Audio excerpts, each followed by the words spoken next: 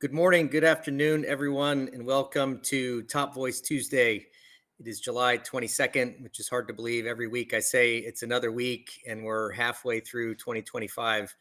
I'm so excited to be joined by Tatiane Vita, who's going to talk with us about education in the post-AI world. But before we do that, and I'm going to give you a chance, as always, to tell your story. For those of you that are tuning in, please let us know in the chat where you're tuning in from. We love to take questions and comments.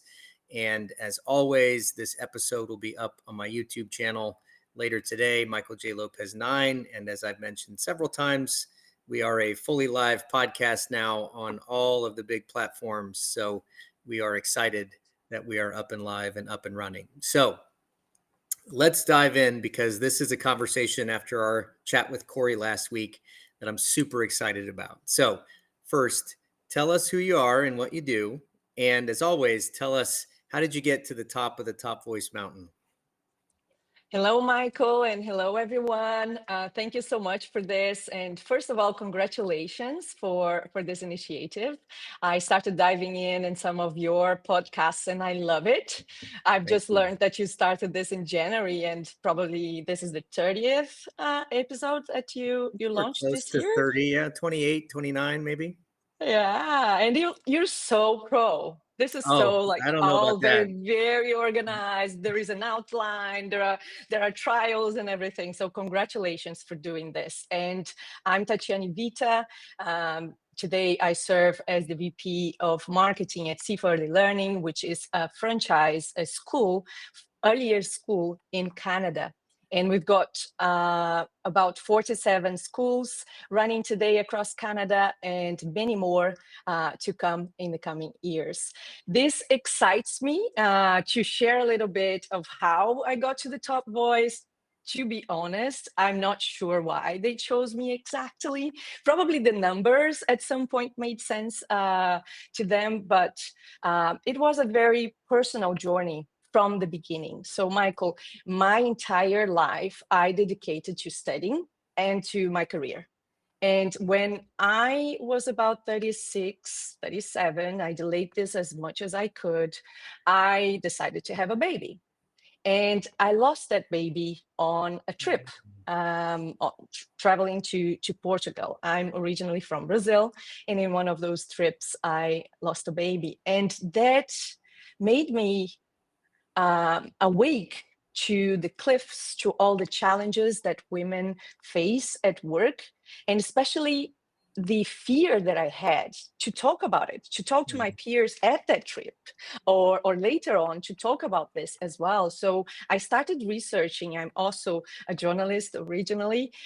So I started researching about that, and some numbers started to hit. For example, one of them, and the one that really made me start talking about it, was the fact that 67% of women are laid off on the first day after maternity leave in Brazil. And that was a while ago. Those numbers hopefully changed.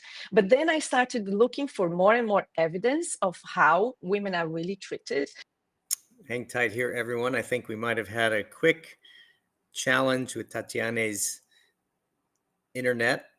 Let's make sure she gets back here quickly. You were in the midst of your story. Yeah, and until where did you get You it? were sharing about the statistics of the number of women laid off when they come back from maternity leave. Yeah, so that really shocked me. And I started looking and diving in. I don't know if you got that part, which is I'm a Yep. journalist. So I will be researching for numbers and trying to prove each story and things that I hear, fact proof. And the numbers really shocked me when I started looking into this, not just in Brazil, but around the world. So I started talking about this and taking this into LinkedIn, and in very thoughtful posts, very personal, sharing my own story, and not at all, like I told you, this writing for me. I'm a writer by nature. I do this because I love doing this, and it's not really because of any earnings or any income at the time, not direct income. So sharing that journey with the LinkedIn audience resonated, and a lot of people really started to follow that story, women sharing with me their personal Mm. challenges as well when they came back to work. And then that became public. I was invited for a TEDx. Many things came after that. I also was awarded Women Emerging Leaders by Santander and the London School of Economics, and so many other things started happening because I started sharing a story that really resonated. And many years later, fast forward here in Canada, I started sharing again, but now in English. And then LinkedIn really noticed, and it Mm. noticed all the numbers, the algorithm at some point really hit. And in 2024, start of last year, I was invited to become a LinkedIn top voice. And of course, I really, really feel privileged to have the space, to have the platform, and I'm very mindful of how to use it. So my audience are leaders, and hopefully a lot of women leaders who are, struggling and trying to break the glass, that invisible Yeah. glass barrier there is to the top. And I try and bring, and I'm always thinking of my audience, not myself, just what I want to share, but what would be important for them to hear as they are growing in their career and growing their voices to really get to the top of companies as well. Wow. Thank you for sharing that. And I'm sorry for the loss that you experienced. I know that that happens to many women, and it is a very personal experience and one that is quite formative in terms of your life and your experience and your point of view. And as a man, I can't relate to that at the same level, but I've been through some of those experiences as a husband, and I understand what that means. And so I hadn't known that until you shared that story, so thank you. And we're friends now and connected on Instagram, and I see the photos of your family, and I can only imagine how much it means to you now where you are, having come from where you did. So thank you for sharing that with everyone. I know that's deeply personal. And I would say that, in the story of these journeys we've heard from people, one of the things that people come through a lot is they didn't start with a plan. They started with sharing something very personal or with a purpose, something I wanted to talk about. And it's just such a genuine and authentic side of you that comes out. And so thank you for sharing that story. And for people who are trying to figure out who they want to be on LinkedIn, take your inspiration from this conversation, because truly it really is such a personally beautiful story. Thank you. Thank you. Thank you so much, Michael. That means a lot. You're My welcome. family is everything now. I know. I can tell. I can tell. Yeah. So I wanted let's jump into this conversation, because now we're talking about education. And as a writer and as a researcher and as someone who now works in this field, last week we talked to Corey, and he gave us the big picture. And I actually got a question from someone when I sent out the invitations to this. Are we really in a post AI world? Well, maybe not. We're still in the early stages, but let's talk about education and learning. So when you think about the goals of traditional education, how well do they hold up with what's happening here? Because so much of our educational system is kind of based on memorization, and now we don't have to really do that. So let's just talk about the structure of education for a moment. Yes, let's do that. And I really reimagined a school, and that school is very close to our CIFA, our CIFA classes. So at CIFA, and that stands for Core Education and Fine Arts, we are always ahead and thinking, a step ahead. How do we implement the new ways of thinking, or what our children, as the future leaders of the world, what is it that they will need to be exposed to at this early age to get to that? So our classrooms, I would say, they look more like studios, and Mm, the teacher is more of a facilitator of knowledge, instead of someone who instructs, in the sense that they tell children that blue is blue and red is red, and that's it, and there is no mm, conversation around that. But how this plays about in one of our CIFA classes, and this is already, and it's always been like that, but this is already forward thinking, and it really resonates now in a post AI world, because the children start from the beginning to ask better questions, Mm. good questions, and come to the answers themselves. And what changes really here now is that, and we were talking about that, I'm a journalist, I've always been, I've, my memory is very much like an elephant's memory, and that always helped me.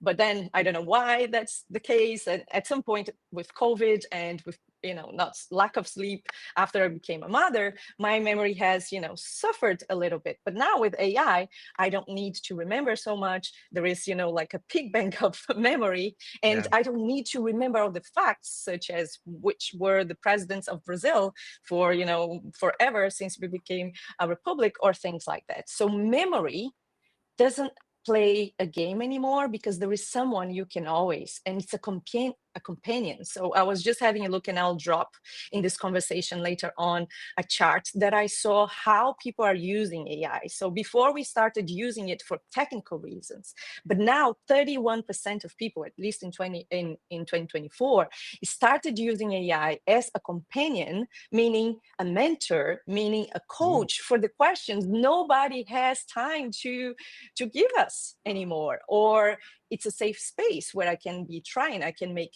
mistakes and I won't be judged. So this is already how we are using AI, and we are going to use AI more and more like that. So it doesn't hold up well, Michael, I would say that, and I'm very happy about that, that CIFO is already leading in that sense, because it's already ready for this type of critical thinking and emotional development, and the so-called soft skills that for me, they're nothing soft. They are the hard ones, the most difficult ones to acquire, because the technical might be, that you try 10 times and then you learn, but the emotional ones, you need to be trying in the real world and, suffering as you learn how to become emotionally balanced. Let's say this is one of them, a big one. So I was having a look at, and we were talking about this earlier as well. MIT has just released a ChatGPT. How this, ChatGPT is changing our cognitive memory and all of that.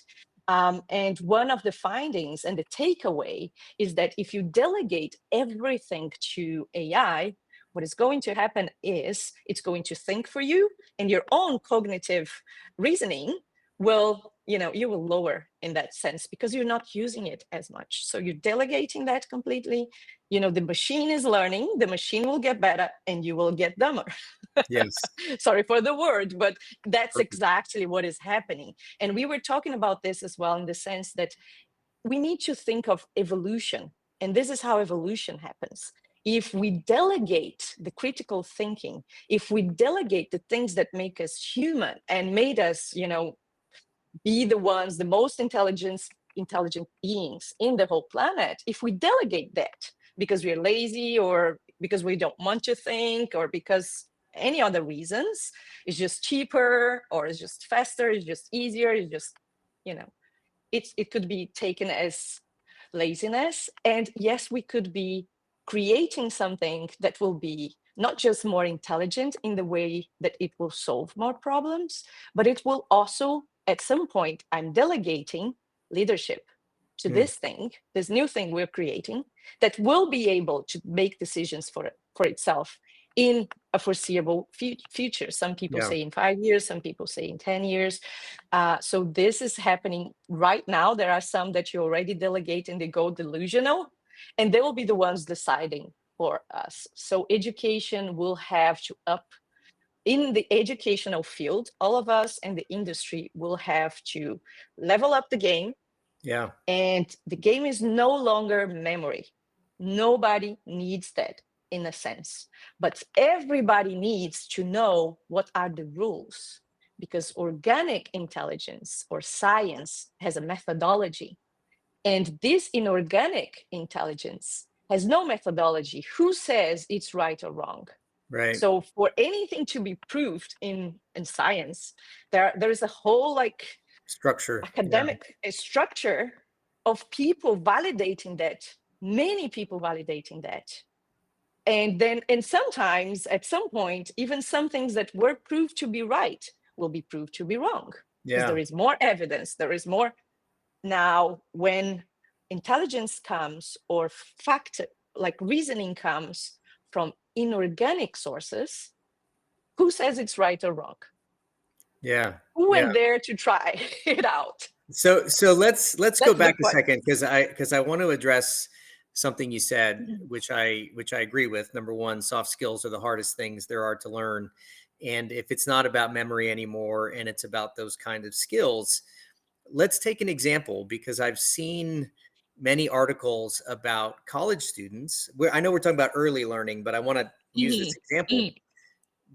being affected by, or maybe being told by their professors not to use chat gpt because the professor wants the student to struggle with the material. But we see all these articles of professors using chat gpt for lesson plans, for reviewing papers. Talk to us about that conflict, because there's a real educational incentive there, which is I've built a lesson plan, and I have a structure, and I have a methodology, and I have a course outline, and I'm expecting the students to follow it. But now I as a professor am not modeling the same behavior I'm expecting my students to follow.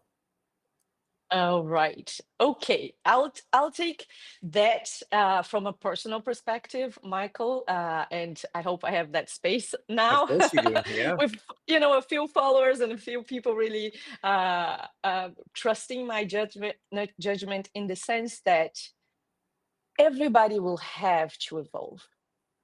This is not a joke. If you don't evolve right now, you are going to be left behind. Yeah. Even those teachers that think, well, no, I won't be using this new technology.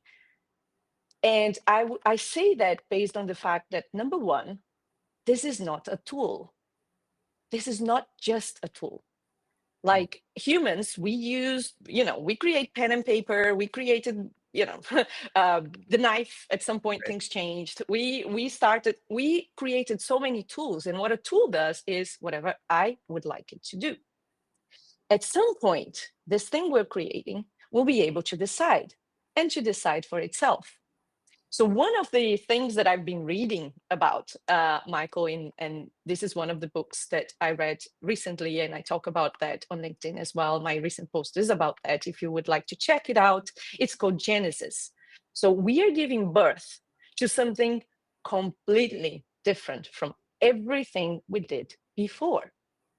Now, how can a teacher in its in its how would I say that, but healthy mind tell you not to be exposed to this or not to understand what this is, when they are the ones also using it, for sure, because it does make the work better, faster, smarter.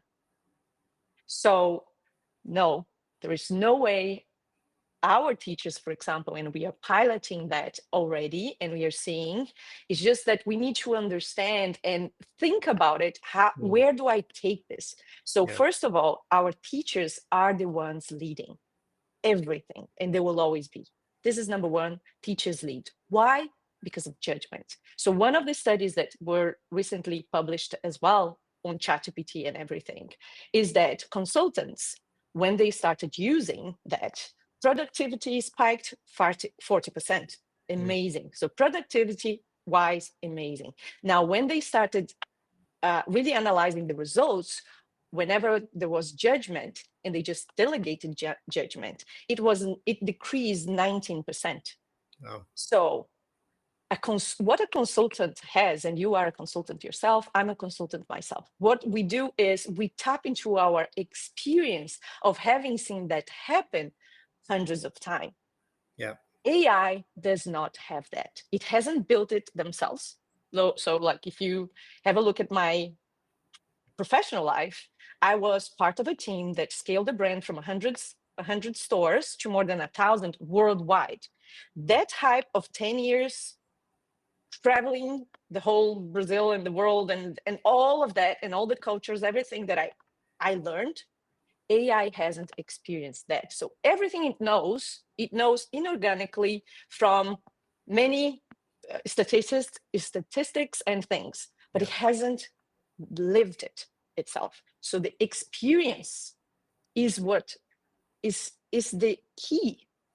And for that teacher, and this is what we are doing right now, we understand AI. So the AI can teach. AI, let's put it simply, AI teaches the treadmill. Go on velocity 2, 3, 4, 5, 6, 7, 4. That Right. it can create you a sheet to learn how to run on a treadmill. Now, the coach, the mentor, the teacher is the one who learns and who knows, because they did it themselves, how to teach a student the marathon. How do you prepare emotionally for a marathon? How Yeah. do you, what are the scenarios? What are the problems that could happen? And how do you solve them? Because I did it myself and I know my body, and this is what worked for me. Yeah. So we have, and maybe this is more of an American thing or a thing in the United States. Although I would say that there's a lot of controversy right now about the American education system, and certainly the presidency and the Department of Hmm. Education, and there's quite a bit of conversation around that. Hmm. What I observe about the American perspective on education is, if it's a system built on memory, it's because it's easier to measure the effectiveness of outcomes when it's a light switch. Did you remember that fact? Yes or no? Did you answer the question? Yes or no? And so we have things like state. My kids are always telling me about their state testing, and here's my score, and this is, and we can look across the population. But you're describing something that is so much more nuanced and experiential. We have like Montessori school in the US is kind of a thing. I think SIFA is probably built on that same sort of principle. So how do we redesign this system if we know that it needs to be more experiential? But this journey of AI isn't done. We don't even know where we're going to end up. So how does the education system start to move? Right. So we're starting with pilots. So one of the pilots right now, and I can't disclose much about it, but Yep. as an assistant, AI is very helpful to help children and us really gain concept. Because one thing is what the dialogue and the conversation that goes in the classroom with your teacher. Later on, you will have to try it on your own for many times for you to really learn. So the tools that we are creating, one of them, or we are using right now and piloting in a few of our schools, is helping the child stick a concept, learn a concept, Mm. because it's they will play and it will introduce the idea, and they will play and the tool will learn if they are getting it or not, Oh, and interesting. will take it back again, try again, but not the same way, in many different ways. Wow. So that is like a tutor, right? So you have a mentor, you have a coach, and you have a tutor, someone that helps you, and it's a safe space for you to be trying things on your own pace, because people don't learn in the same speed. People are different. People learn in uh, different speed and different ways, and some are kind of static, some are Right. they will learn with words, some will learn with sports and their bodies, and others. So children and people learn differently, and when you have AI can help you try and test.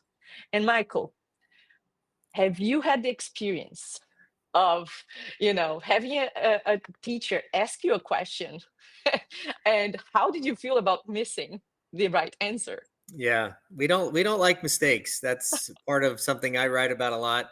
It's sort of interesting when you ask that, because mistakes are the single largest contributor to the opportunity for neuroplasticity, right? A mistake signals to your brain that something needs to be different. But what I hear you saying is our educational system is designed to not make mistakes. It's about being right with Yeah. facts and data. And what I think you're describing, and maybe this is a skill set or a mindset shift, is moving from memorization to curiosity and experimentation. That's kind of what I hear you describing.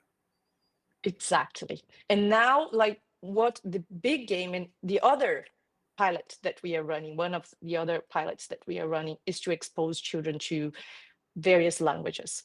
So this window is the window of opportunity Yeah. for a human being, which is from zero, from being born to 6. Yep. So this is when you are completely open for anything anybody brings to you. So this is like the golden age of a Yep. human being. So at this age and at this stage, children need to be exposed to everything we feel will help them in the future to be better human beings. So one of the things are arts, other things that yoga, and how do you, Yeah. treat your mind, how do you deal with your mind and all the questions that you have. So this is another one.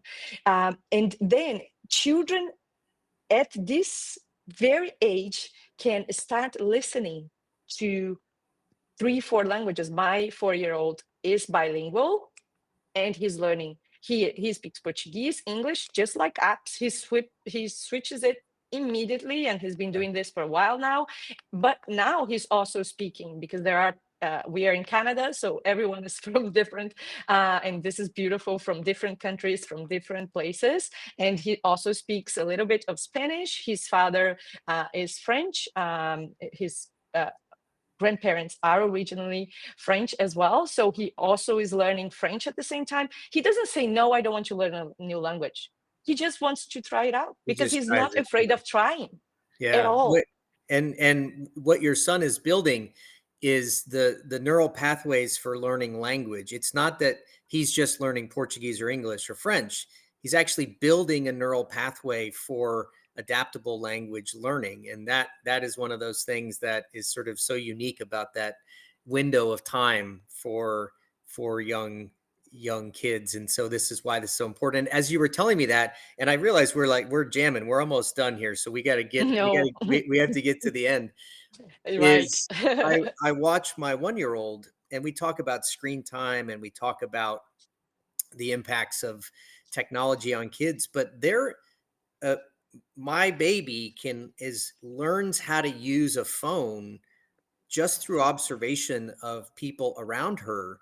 And it's such an organic experience. I think part of what I hear you saying also is, rather than look at that as some sort of terrible experience, and I know that there's negative consequences, but if this is the technology of our time, we've got to figure out how to bring that technology together with the learning experience and make it something that contributes positively, rather than just, watching Miss Rachel all the time, which I guess there's nothing wrong with because she's very popular, right? That's kind of what I hear you saying, is how do we marry the technology with the experience to help people learn, rather than treating it as some sort of, giant brick wall between these two, and we're just going to stick with memorizing facts. Amazing that you brought this, Michael, because I agree with you. Liam, my son, he speaks to Siri since he was 2 years old. And the questions that he asks, and Siri is becoming better. So Mm, it starts answering some of these really existential questions that he has. Like, he asks about the weather, he asks about things that I would never thought of asking Siri, if she likes this or that song, or play yeah, that song to me. And it's just like a companion, and this gives birth to the thoughts that this is what is happening already, and is coming more and more. So yeah, AI is becoming that partner for anything you need, you want to do. And it's important that children, and another thing, I think we haven't talked about the risks, and there are so many risks that can't be overlooked. Of course, I take everything positively. It's also like my mindset, but at the same time, I also heard a friend's daughter who was about 10 years old. At some point, we were talking about ChatGPT, but at the beginning, like in 2022, 2023, and we said, I was just mentioning that it made a mistake. Well, mm, actually, a fact. It just said, and because I studied history for so long and everything, and I needed to know facts, I know the fact. And I said, no, that's absolutely wrong.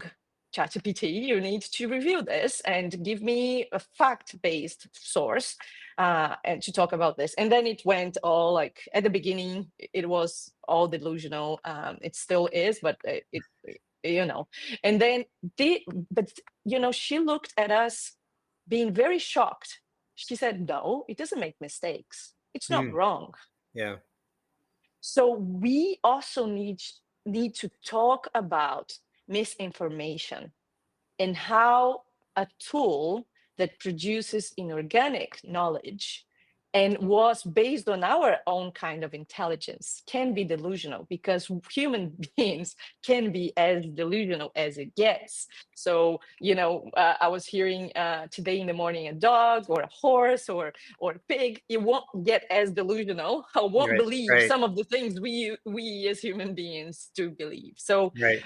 there are many risks, and we need to also teach children, but everyone, to be skeptical at some point and to trust their own judgment, because there is the other part in this book in Genesis.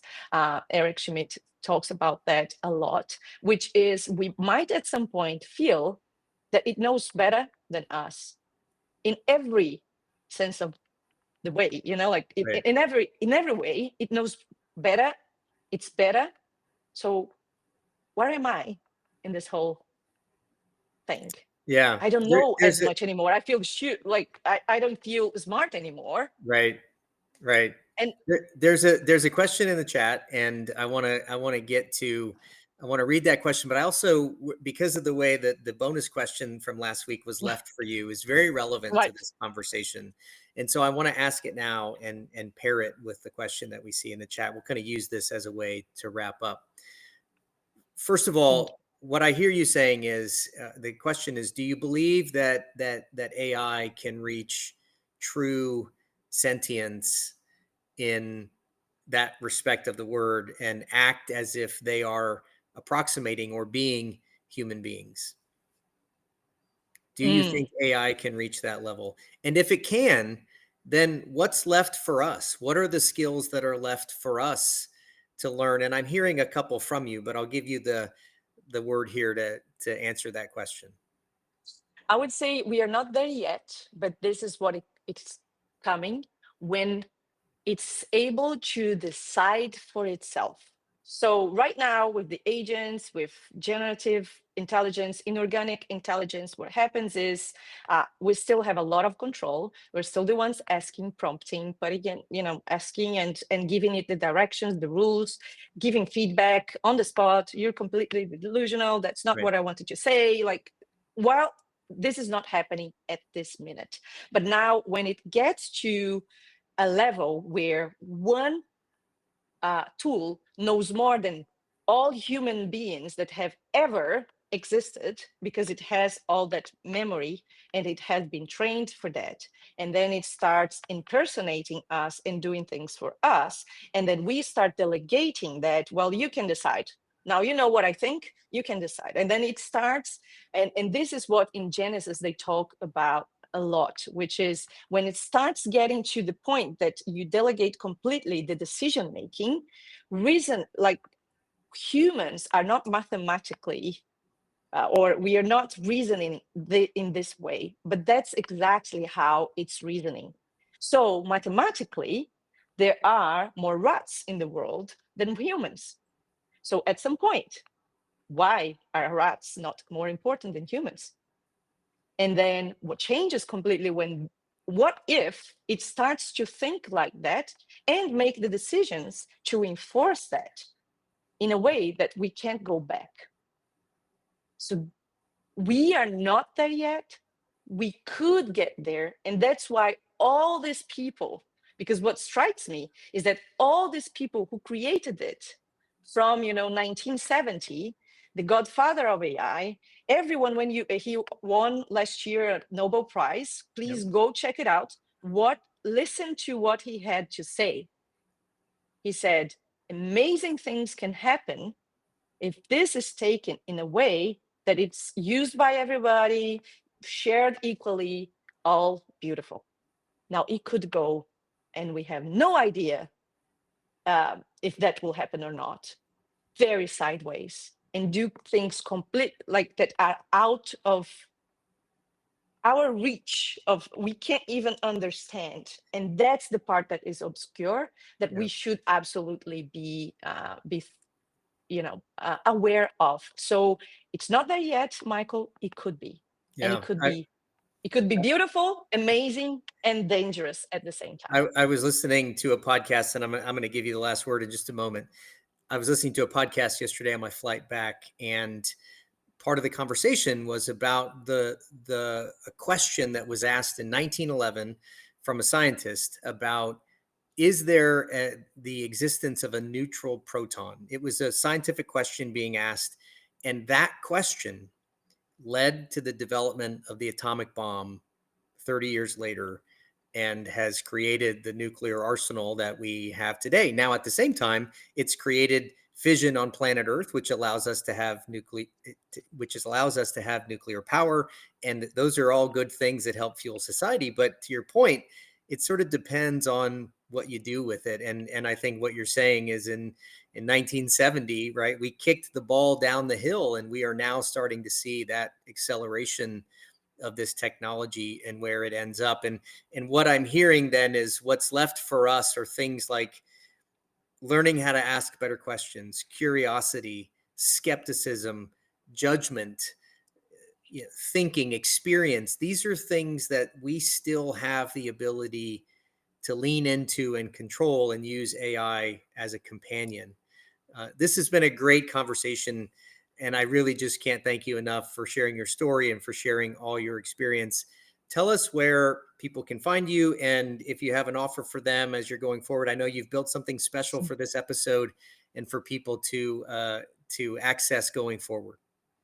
Thank you so much, Michael. I would add to that leadership, the way that we know it, the way that we experience it, is one of those skills that we should not delegate. As a leader, we should at all times be thinking, what should I delegate at this time? So I have time to do the things that I can't delegate, which are decision making, critical thinking, vision, and working on a strategy. And that is the piece that I would absolutely never delegate to AI if we would like to be the ones leading or riding the wave and leading it instead of being the ones who will just be followers. And because this is a very dangerous journey. So you can find me on LinkedIn and Instagram. Mostly I am Tatiane Vita, and I also created a LinkedIn newsletter. I'll start posting next month in August, but it's already live. So if you would like to join us and subscribe, it's leading at the age of AI, a new newsletter. One of the things that really helped me gain a lot of interest on LinkedIn are my newsletters today, with more than 220,000 subscribers. Check it out. Thank you so Amazing. much, Yeah, Michael. I will put that in the chat link and in the post, and it'll be on all of the podcast that we put. We'll have that link there, and I'll share it, and I'll share it out in my newsletter as well this week. Thank you so much again. This has really been great, and thank you for sharing such a personal story to start this conversation, and then giving us a real understanding about how education is adjusting in this moment and what's left for us in the future of AI. Thank you so much, and we will see you next time. Thanks everyone for tuning in. We'll see you next week. Thank you. Thank you so much, Michael. It's been a pleasure. Thank you.